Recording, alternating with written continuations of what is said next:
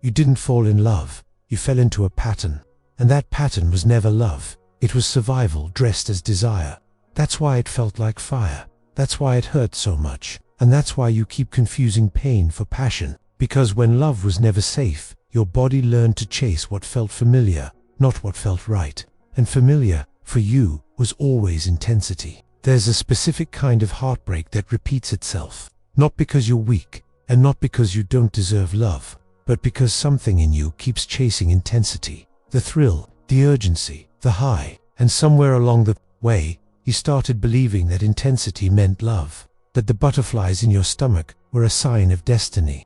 That the pain that followed was just proof that it mattered. But what if that's not love? What if that's just your nervous system responding to danger and calling it devotion? Carl Jung wrote that, until we make the unconscious conscious, it will rule our lives, and we will call it fate. And that's what happens when you mistake emotional chaos for love. You keep calling your trauma a soulmate. You keep calling anxiety a spark. You keep running toward the fire, thinking it's warmth, and only realizing too late that it's burning you. It begins early. Somewhere in your story, love was inconsistent.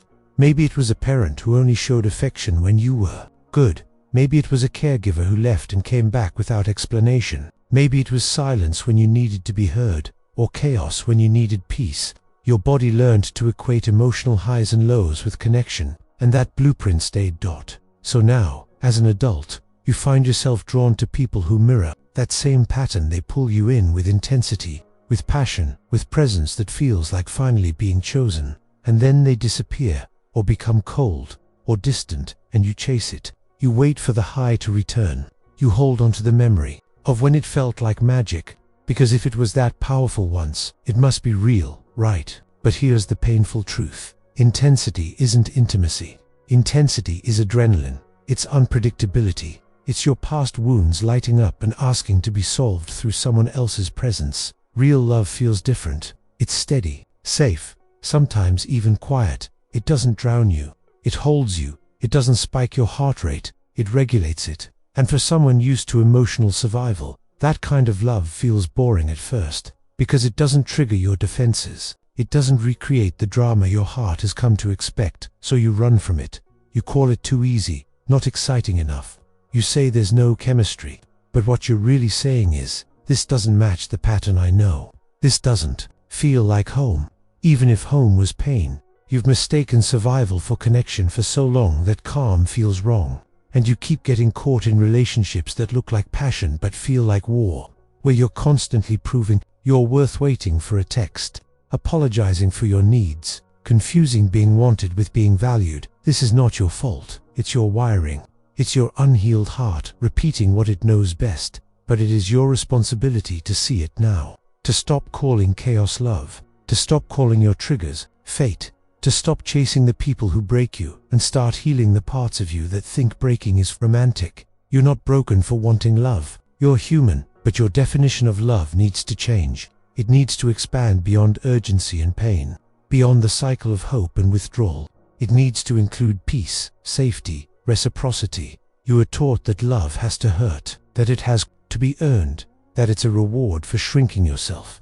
But real love doesn't ask you to become less. It asks you to show up fully, and the right person won't be afraid of that. You've mistaken intensity for meaning, but the most meaningful relationships are often the ones that grow slowly, with intention, with presence, with clarity. And yes, that kind of love might feel uncomfortable at first, because it won't make your heart race with fear.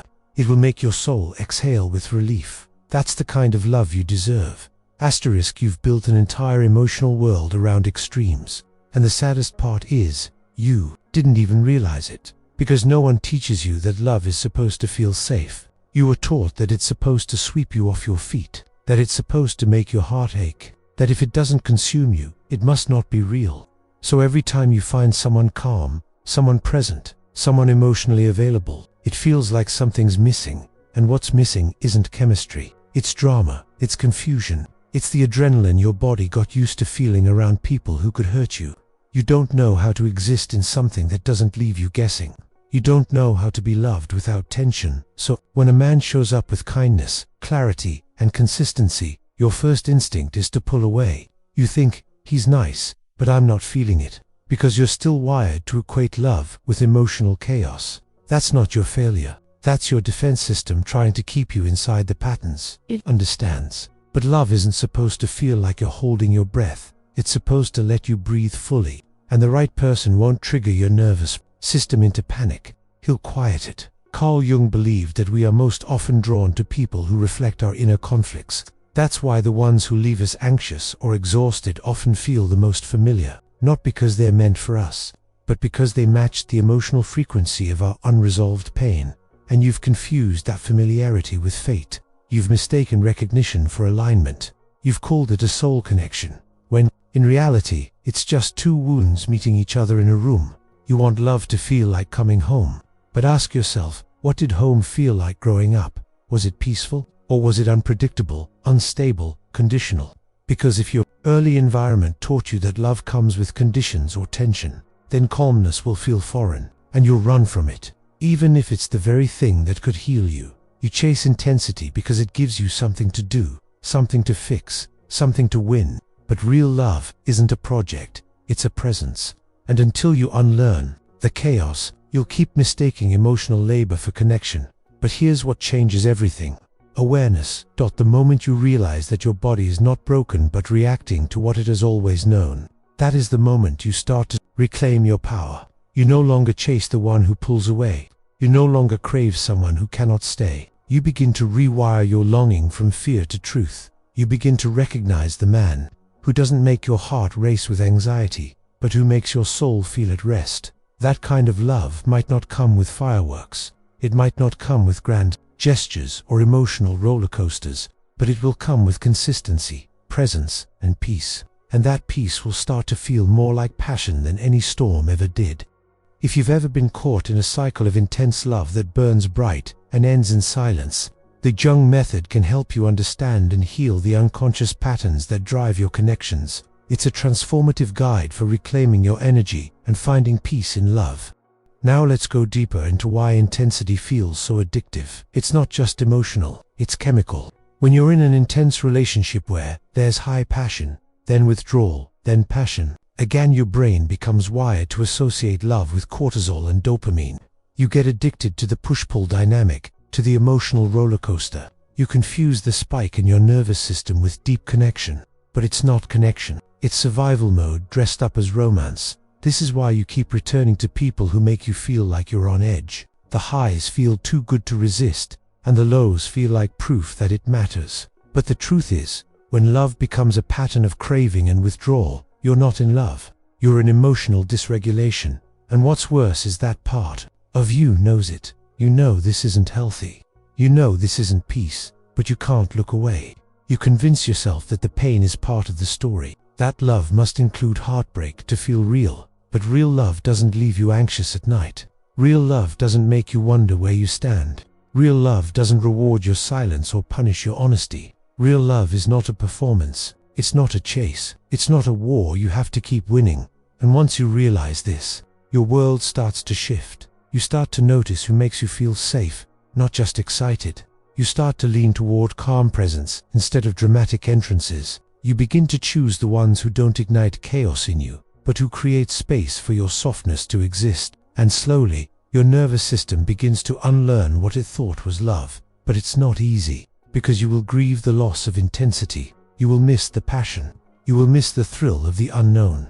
Because healing often feels like emptiness at first. When you remove the adrenaline, what's left is silence, stillness, stability, and for someone used to chaos, stability feels like boredom. So you may try to go back. Just one more text, one more conversation, one more high. But deep down, you know where it leads. You know it ends with you alone, questioning your worth, trying to decode mixed signals that were never meant to be understood. You know that love shouldn't require suffering. This is where the pattern begins to break. The moment you stop calling his absence your fault. The moment you stop calling heartbreak a lesson in loyalty. The moment you realize that not all love is meant to be pursued. Some love is meant to show you what you need to stop accepting. You begin to rewrite your definition of love. Love is being held when you fall apart. Love is being told the truth, even when it's hard. Love is someone staying when you express your deepest fears. Love is consistency. It's care. it's safety. And if it doesn't feel safe, it's not love. When you truly begin to believe this, your entire energy changes. You stop romanticizing unpredictability. You stop defending people who hurt you. You stop blaming yourself for being too much or too emotional. You stop craving closure from people who were never open in the first place. You start becoming the person who no longer chases love, but who becomes it. And that's when everything shifts. Because now you're no longer operating from wounds. You're operating from wisdom. You're no longer searching for someone to complete you. You're recognizing that the love you seek outside is a reflection of the peace you're learning to build inside. You begin to see that love is not supposed to consume you. It's supposed to ground you, not confuse you, but clarify you, not diminish your voice, but invite it. And when that person finally comes, someone calm, emotionally present, consistent, you might not even recognize him at first. You might mistake his kindness for lack of passion. You might hesitate because he doesn't trigger your alarms. But pause in that moment. Breathe. Ask yourself, what part of me wants the chaos again? Is it love, or is it your old pattern asking to be felt one more time? And if it's the pattern, thank it. It kept you safe once. But you don't need it anymore. You don't need to chase intensity to feel alive. You don't need to lose yourself to feel desired. You don't need to keep burning just to remember you have a heart. You are enough in your softness. You are powerful in your peace. You are worthy without the storm. Let the man who is still learning through chaos find his own path. Let the ones who only know how to love through pain stay where they are. You are not here to be someone's emotional battleground. You are here to be a sanctuary for yourself first. And when love finally finds you, the kind that doesn't hurt, you'll realize something beautiful. It never had to be dramatic to be real. It never had to be hard to be holy. It never had to break you to awaken you. It only had to hold you. And you finally learned how to hold yourself. That's how you break the cycle. That's how you rise. That's how love begins again, this time without the ache. Asterisk, you'll look back one day and realize that what you were calling love was actually self-abandonment in disguise. That every time you ran toward someone who made you feel unworthy, you were quietly walking away from yourself. And that's the part no one talks about. It's not just that they didn't choose you. It's that, in chasing them, you forgot to choose you. But now you're awake. You're beginning to feel the difference between being needed and being loved.